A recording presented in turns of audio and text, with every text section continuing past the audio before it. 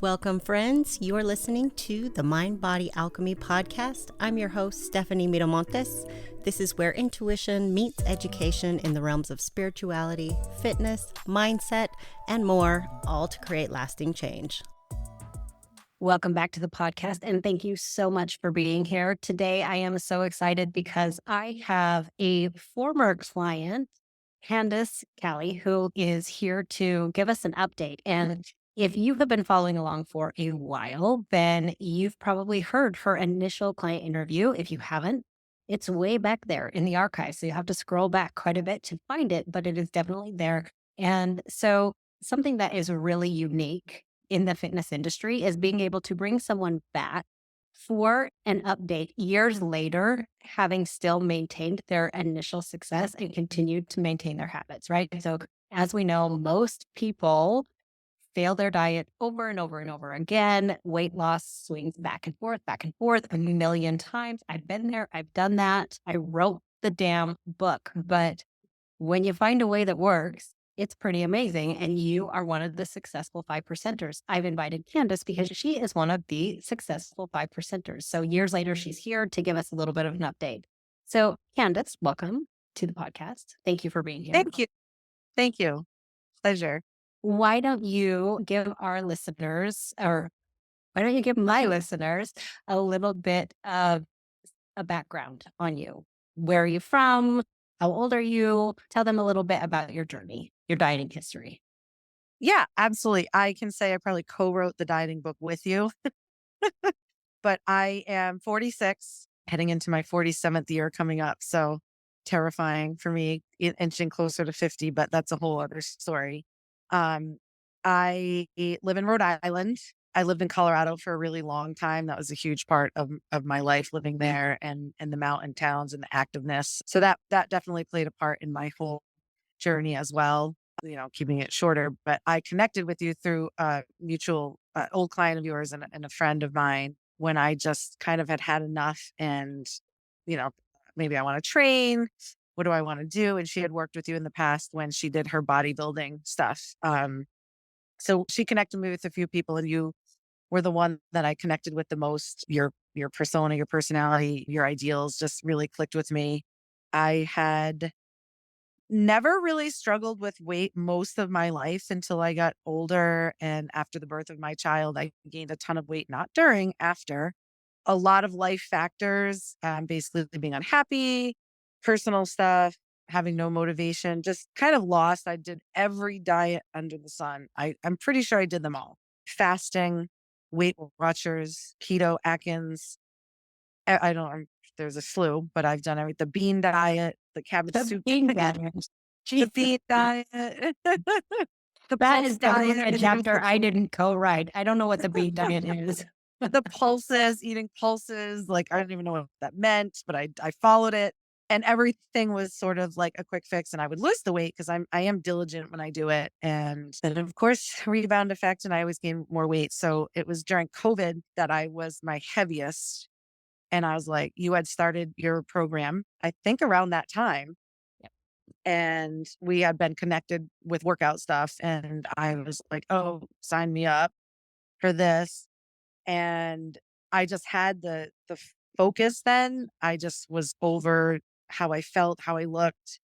And it had reached a point where I was extremely heavy. I'm 5'6", and I weighed 224 pounds, I think, at that point, which is from somebody who pretty much weighed 150 my whole life. It was big for me, and just no activity, eating a ton. So no control really over my diet or eating. A lot of binge eating, I'm a very much an emotional eater. I can, recognize that, and stress eater. Unless I get extremely stressed, then I don't eat at all, which is also problematic. So started the program.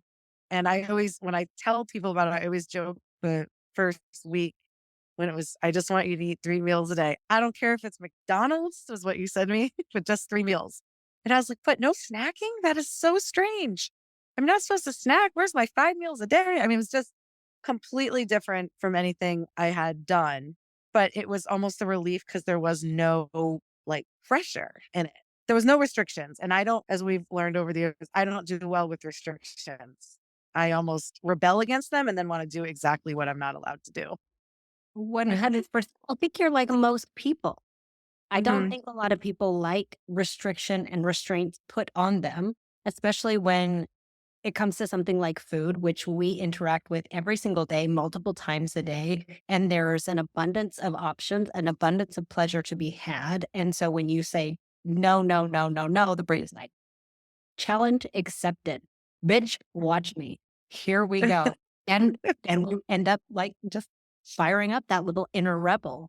So something that you said, I want to kind of pedal back a little bit. You mentioned that you gained your weight after you having your daughter. And so I'm wondering if you recognized at that time that you were eating emotionally, or did you just feel out of control around food? How were you processing all of that?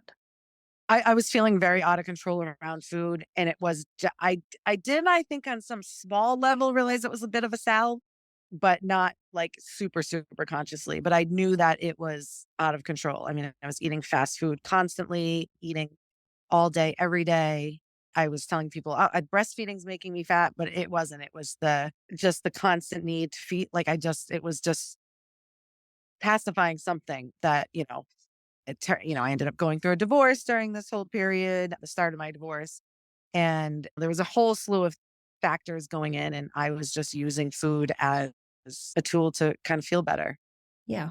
So you came to me kind of in those earlier stages of your divorce, and you really got on top of your emotional eating. You got on top of your habits and behaviors, jumped in right away. I know you were kind of skeptical getting Yeah. through it was a little bit harder to get you through the door, but once you got started, you were in to win it. And I think that's something that you've communicated here is that you are a very committed person. You are very diligent. Once you decide you're in, you're in. And I share that personality trait with you in a lot of ways. So I definitely get it. What do you think it was about the program that has helped you be so successful? What has made it easy to stick with versus, I don't know, the bean diet or any of the other things that you tried through that period to try and figure this out? My poor body. I know, But right? I put it through. Oh God. I just think it was almost the relief of restrictions. Like I said, in all aspects of my life, I don't do well with being told I can't do certain things. Sometimes to a benefit and sometimes to a detriment. So something I've worked in all areas of my life through therapy and just introspection and that kind of stuff, wanting to grow more, heal as a person. But it was just this like, hey, listen. And it was the fact that it wasn't all at once, the program. It was like literally the first week was you only have to follow this habit. And, as we all know, in theory, it's like, oh, yeah, you just little habits, little habits. But they do seem overwhelming depending where you are in your life. And when you've struggled with something so long, you're like, oh, yeah, that sounds so easy, but is it really that easy? And I think because it was broken down so systematically at first for me, which works really well with my kind of personality. And I don't know how you do it now, but we had like a spreadsheet, and I'm a spreadsheet person. So that just gave me I felt like I had a lot of control over what was going on and not just being told by somebody, oh, you need to do X, Y, and Z. And, whatever. It was like the small steps. So everything was small, scaled down, and manageable. So like the first 3 weeks that we stuck to the first habit, it was okay. Okay, I can actually do this because it was just one little thing I had to do. Yeah. Yeah, we definitely use habit stacking. So we give one habit at a time and then we stack another one on top and another one on top. And before you know it, I mean, you look at these initial habits or you look at the individual habits, you're like, that'll never work. That'll never be enough. And then Like when you that'll start never be me. doing yeah. It was like, what do you mean? Obviously, I need to count my calories. Obviously, I need to eat a bunch of what are you talking about McDonald's? Like I obviously have to be perfect in order to succeed. When you start doing the little things and little plus little stacks on top of each other, all of a sudden you're starting to see success. And we don't focus a ton on scale weight or anything like that. In the program, we really just want your habits to be the focus. And then the weight loss is a byproduct of healing your relationship with food, with yourself, with your behaviors, all the things. But you did, in fact, lose a significant amount of weight, right? And have been able to maintain that. I did lose a significant amount of weight. And I think it was kind of hanging up your preconceptions of calorie counting and that kind of thing. And I'm not going to say the first, start of it wasn't difficult because you're like, wait a minute, this is not just wrapping my head around how different it was and kind of taking that first step. But like I said, there was a freedom in it as well because it was very easy for me to accept that. Okay, like I said before, you were like, I don't care what you eat. I don't care if you eat ice cream for breakfast. Just you can only have 3 meals. And that was like, okay, I can do that. Like I can do that. Obviously, we delved in a lot more things in the process, but it was something that to me was like, I can do this. But I think the hardest part was in the very beginning was taking the step about letting go of what you thought was a diet. And you always used to say, it's not a diet. This is habits and how you eat. It was very much changing your thought process. Did you find that sticking to 3 meals a day, eliminating the snacking was able to highlight where your emotional eating was happening most and deal with that versus using it as you said, a salve? I will say that the 3 meals a day put an interrogation light on my emotional eating because I would eat a lot of times out of boredom in the afternoon. That my biggest struggle was the time between lunch and dinner and like the stress of the work day or the family life day, whatever you have going on, which I had both. And so it did because I would catch myself like really struggling not to snack when I spent a lot of time in this program. I was not perfect. I had a lot of, those moments, but it was, I think, becoming consciously aware of what I was doing and why. And there was no judgment on it. So you would always say, okay, so you ate that chocolate bar at 3 o'clock. All right, you did that. And we're not gonna dwell on that forever. We're not gonna beat ourselves up. But in the moment, why? And so I think when I just started to develop awareness about what I was doing and just checking in with myself, like, why am I doing this? Like, am I truly hungry? Do I really need this? And sometimes it was, I really need this pile of Doritos to get through the day. Then I would just kind of allow myself that and move on. So there was a sense of this doesn't have to blow everything up. It's just a moment. But as I went further in the program, it was really more recognizing what I was doing. Almost like driving a car, sometimes you drive and you get somewhere and you're like, holy crap, I don't remember like driving here or the red lights. Did I stop at them? That's sort of how I was eating. And now it's a little more conscious. Am I going the speed limit? Am I stopping at all the traffic things I should be stopping at? It's just being a little more keyed in to what was going on. I love the car analogy because I use similar car analogies for so many things in my coaching. So I really appreciate a good car analogy. And it's exactly right. Especially when you first learn how to drive a car, it's so clunky. Where Oh, do yeah. my feet go? Where do my hands go? How do I hold the steering wheel? Is anybody coming? Oh my gosh, it's going fast. How do like it's just so many thoughts. And then you become someone who does these things habitual and you just drive, you just get places. You don't have to think a whole lot about it unless there are detours or traffic or construction or whatever. And then you're, starting to think again.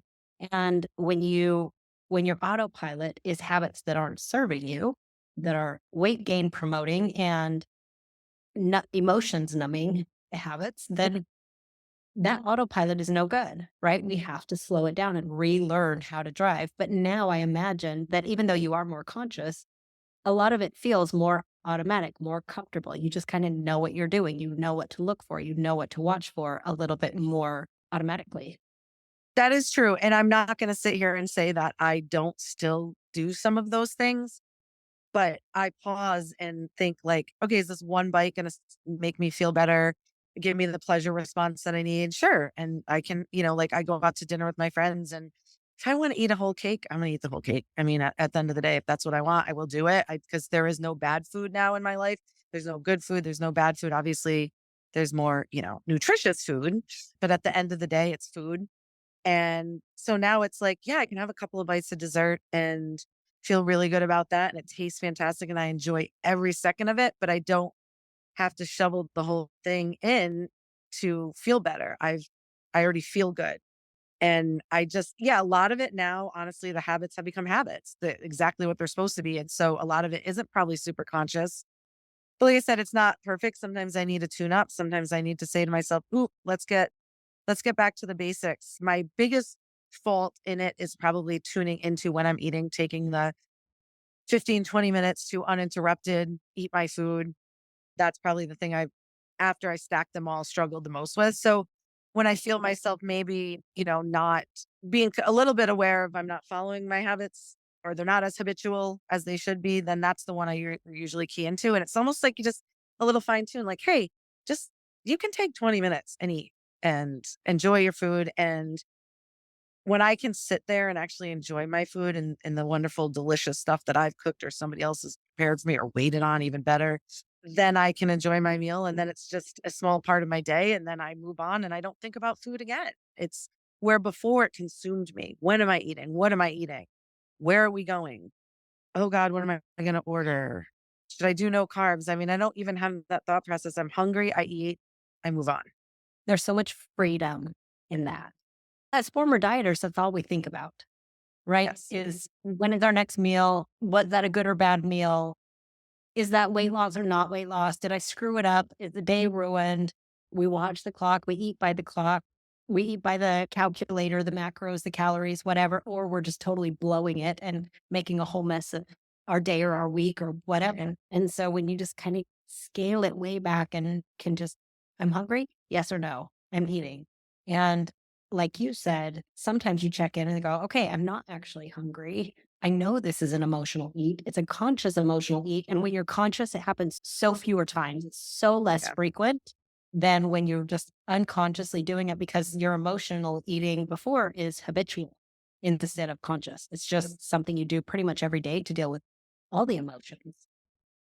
It's like smoking, right? You just smoked to smoke, which I used to smoke too.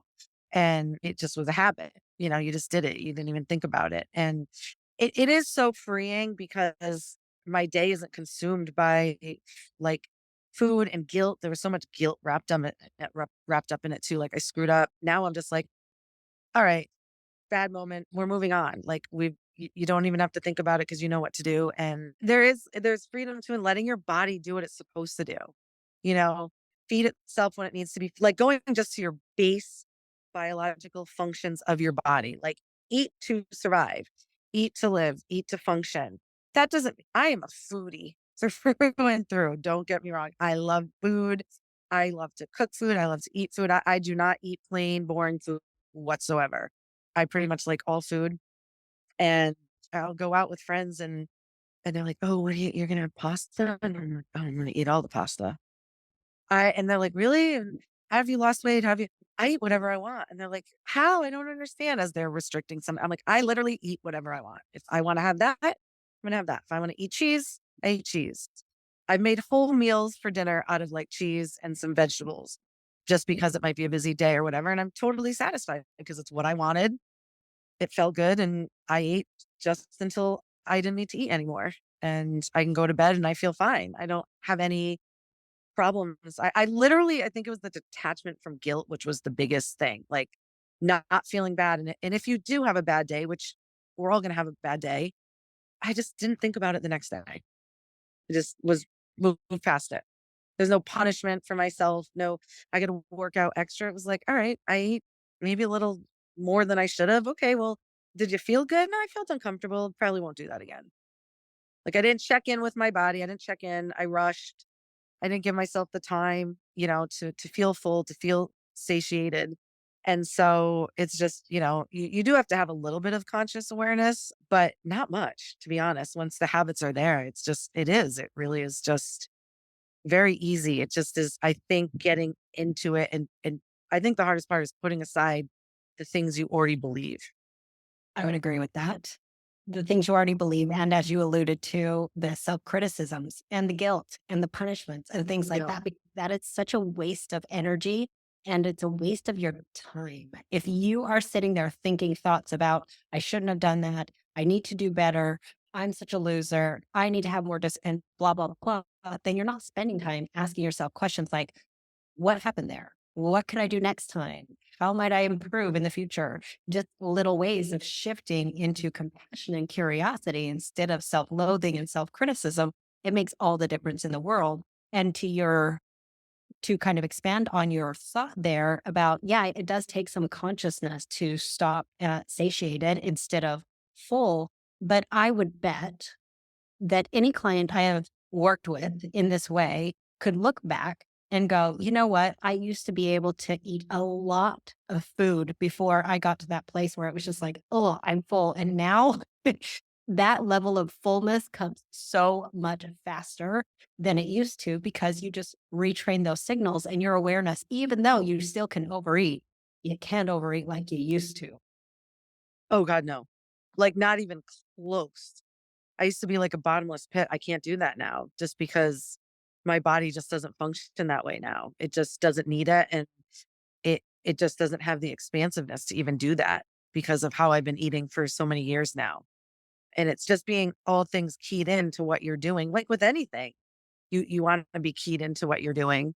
And it's just being conscious. It only takes a little bit of awareness of your body. And it, like I said, it just has a natural way of functioning on its own. It's like, oh, hey, we're keyed in. You know what? I'm feeling like this is enough for me. And there's not many things that I in life, I always am like, more, more, more.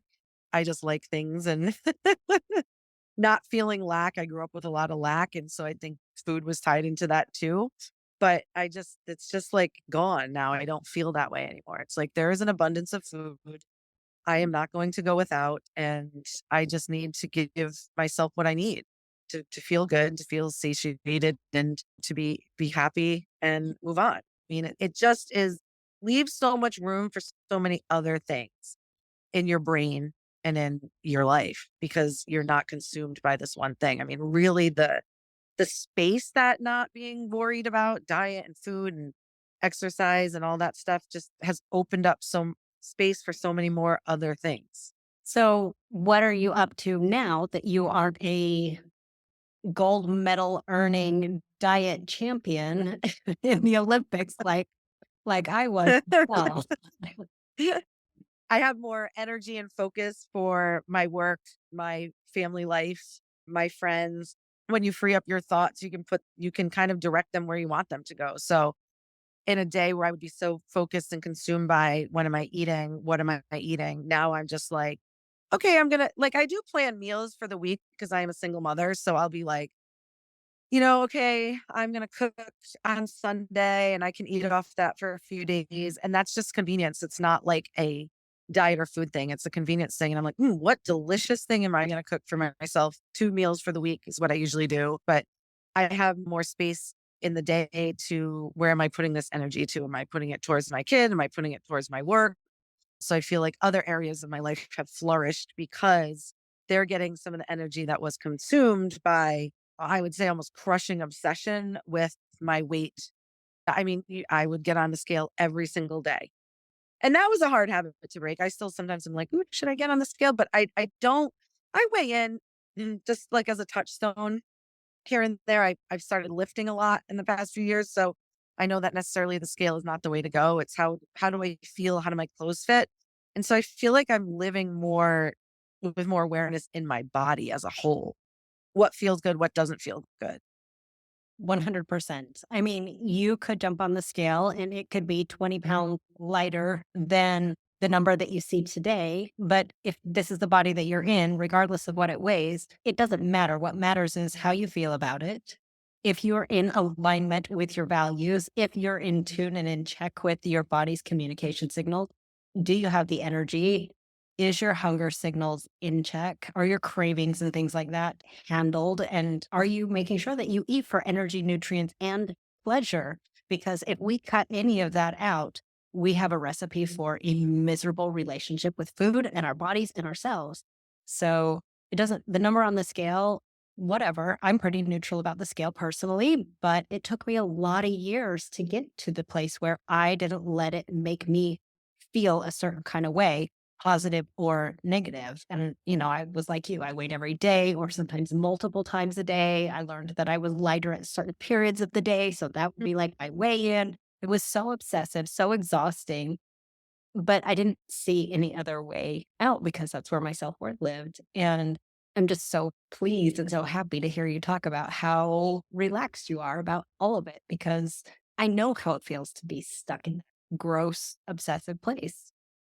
Yeah, it's almost being like let out of jail almost, kind of in a way. And the scale obsession, that was a hard one for me because you see it and for women, my weight changes like constantly. So I just had to kind of put that away because it was a stress factor for me. And I'm on the road a lot for my job.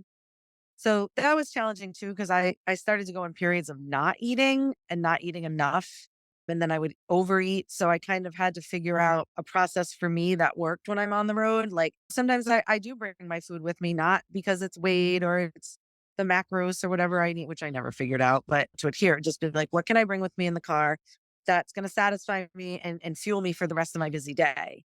And also be enjoyable while I'm running around in the car all day. So I've just, I have to make some concessions here and there, but it's still within the confines of these habits that I've built.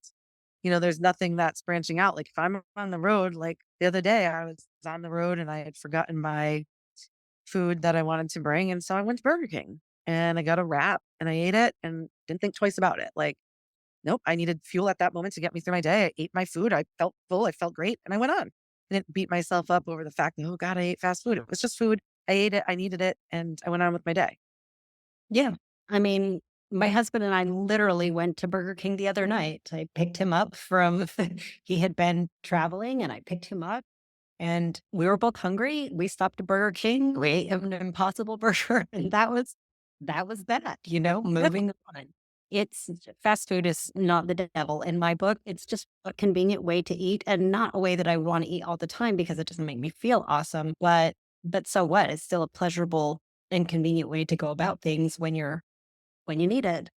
So I'm curious how vacations, traveling, holidays, celebrations, birthday parties, office treat, all those kinds of things that tend to be such an enemy in dieting, how that stuff goes for you now. Do you feel like it's easy to take your habits with you, or do you feel like those are more struggles? Oh no, not I don't I at this point, because I've been doing it so long, I don't find any struggle. The only thing sometimes is if like you have an early flight, like I don't like to eat in the morning, like early. So, sometimes and then you're on the plane and you don't have food. So sometimes those days are a little rough because then I'll land and be like, feed me. And sometimes I will overeat a little bit and then be like, I'm uncomfortable, like you should have slowed it down, I need to shovel it in, but you're traveling all day. So I just don't give myself a lot of grief about that. I'm like, oh, well, it was what it was. You were hungry and you overate. And I don't find vacation. I still eat the same way. Like I get up, I eat and office treats, it's a pleasurable thing. So I'll have an office treat. I usually try to tie those things in with like my meal. Is it part of my lunch? Is it part of my dinner? So it's just part of my meal and not something like a snack or separate. Not that I like am super hard on myself about that. That's just something I refined for myself over the years that works better for me because then it's just part of my meal. But no, if there's an office treat, I go and eat it. I have a couple bites and like, okay, does that feel good? Am I satiated from those few bites? Yeah, I am. It felt great. I had a wonderful treat and I'm done. I just don't have this like desire to eat it all because I don't want, if I wanted to eat it all, I would. There's no like, oh, don't eat all that. It's just like, no, I had a few bites of that brownie and it was delicious, but I don't really need any more. I'm not hungry. I don't need that in this moment. And so I just put it down and I'm done. You're one of the magical unicorns that people talk about, like, oh my God, she can eat 2 bites of a cookie and walk away. I could never do that. And that truly is the power of having these habits in place and eating in a way that doesn't leave you feeling restricted and deprived. Eating in a way that includes on purpose foods that bring you pleasure, but eating them in a way that's intentional. And as you said, kind of focused and so you're present for your meals. That makes a huge difference in being able to walk away at just one cookie instead of eating the whole tray. Huge difference. And I find if I'm mindful about it and I take my time, just like I do with my other meals, then I don't need to shovel the whole thing in to get that pleasure response and feeling. I can like really savor the few bites that maybe that's all I needed. And like I said, have there been times where I've eaten the whole brownie? Heck yes. I eat the whole brownie. I don't not eat the whole brownie, but there's a lot of times where if I'm consciously eating it and like really being like, "This is delicious," I'm like, yeah, I don't really need any more. Like the bite gets less and less enjoyable, right? And by the fourth bite, I'm like, yeah, I'm not getting the same response now. I'm probably good. I'm not hungry. So I'm not gonna eat any more of this because I just don't need to. I don't want to. And not because it's bad, like I said, just because I don't need any more food. I've had what I need. You've hit what my friend and colleague Leslie Hooper calls peak pleasure. It's not going to Yes. get any better with more bites. No, You hit a point where you've had all the pleasure you're going to get out of that food, and anything extra is just extra. You're just seeking at that point, but not actually receiving. And when you get that, you get that. Most people do not get that until they go through a process like this. At least most people who struggle with dieting and emotional eating and overeating and yo-yoing and stuff like that, because they're like, what are you even talking about? But once you experience that moment where you're just like, this is giving me all it could have given me, and I'm just done, regardless of whether it was 3/4 of a brownie, the whole brownie, or a bite, doesn't matter. There's just that point where you're just done.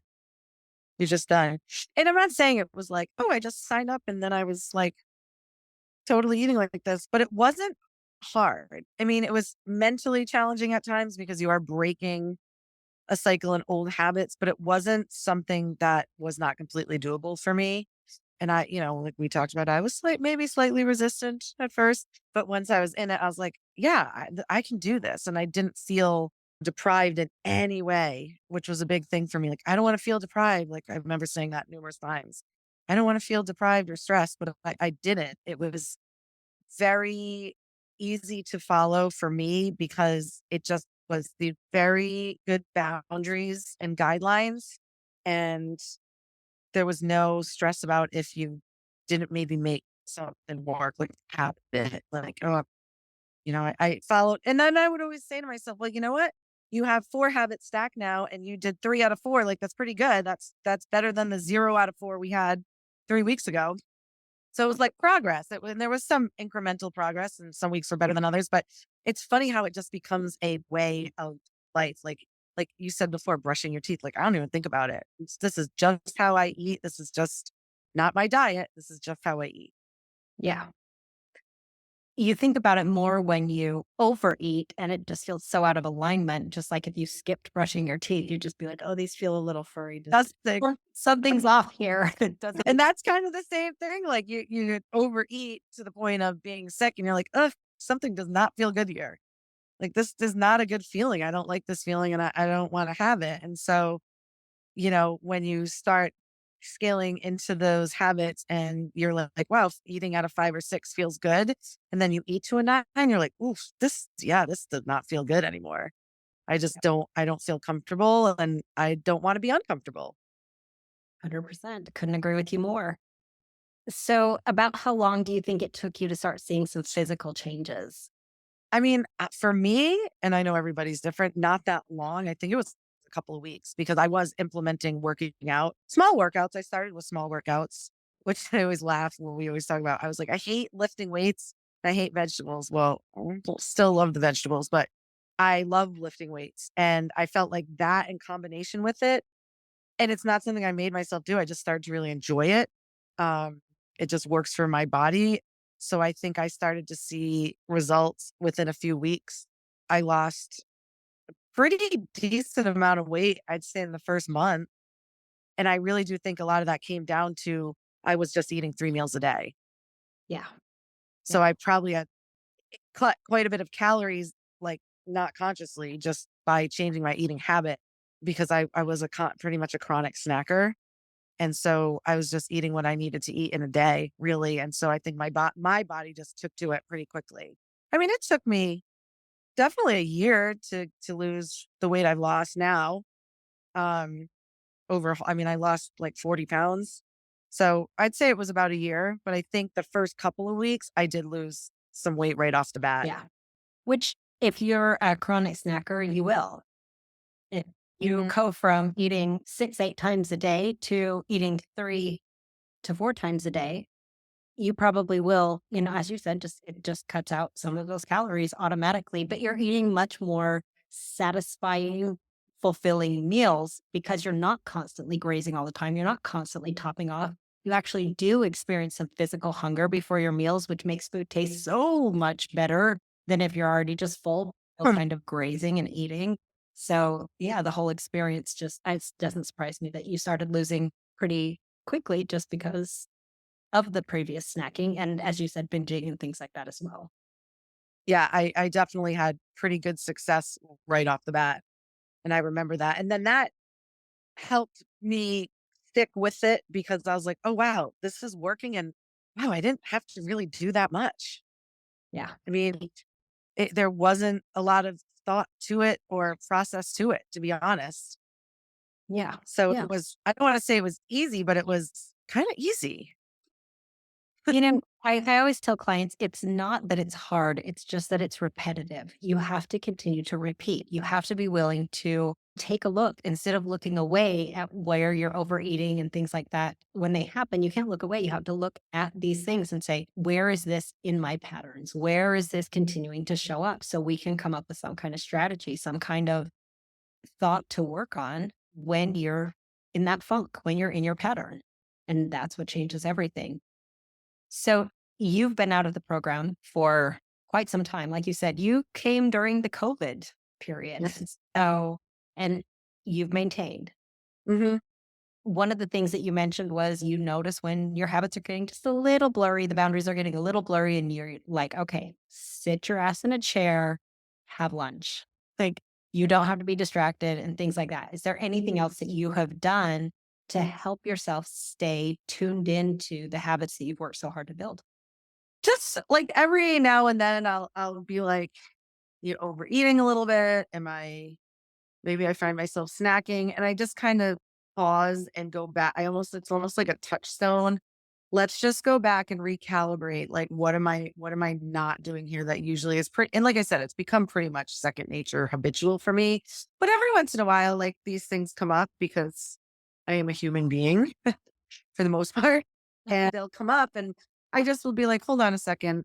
What am I kind of veering off? Like, what habit am I kind of like sidelining here? And it's just kind of just having that awareness, maybe for a day or in the moment even. And then it's like, I'm back on track.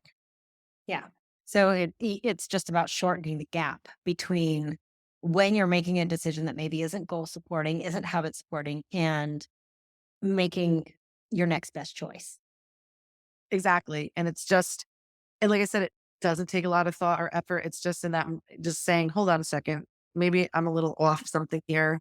Maybe I got a little derailed on something. And it's just kind of like touching that and saying, oh yeah, that's what I was doing, or maybe I'm having a really bad day and I like reach for something and I'm like, am I just stressed? Like, is there something else I could do in this moment? Like, do I really need that piece of chocolate or nachos? If I do want them, I just eat them. Because sometimes you just need that to feel better, and that's okay too. But that doesn't happen very often now because I'm just so aware of it. So, what are some of the other ways that you help yourself feel better? Well, exercise, shockingly, has become something I love. And actually, I just have more, like a little more time, like at night where I used to sit down and like snack or eat because I was bored. I just am like, oh, I give myself little tasks list of things I want to do around the house. Like I kind of wanted to organize and not big things. Like I wanted to organize that bathroom closet. Like I'm sick of my products being everywhere. And I'll be like, well, I have a free hour right now at night. Like, why don't I just do that now so that it's not on my plate for the rest of the week? So it's like I just keep busy, which helps me too. But there are nights I just sit on the couch and watch TV and veg out and I'll make a cup of tea and I'm like totally fine. I don't need to have anything else. Like sometimes I just want to relax and veg out, but I don't, that used to be attached to like snacking too. And now I'm like, well, I don't need to snack to relax. I can just relax and unwind and kind of lose myself in my show. And if I want to have like popcorn, I'm like, well, am I hungry or do I just want popcorn because I want something to munch on? I don't like drill in, like I don't spend hours on it. I give like literally a minute. Like, do I really want that right now? Yeah. Okay. Then I'll have it. And if I don't, I don't. It's like a fleeting moment where before it was, minutes of agony of debating. Now it's just in and out. It's in and out of the Yeah. conscious. Doesn't feel urgent anymore in the same way. It just doesn't carry the same literal weight anymore, right? Like it doesn't carry the same weight anymore for me. It's just not a priority in my life, dieting and food and all that stuff. It's just, there's so many other things that get my energy now and my focus.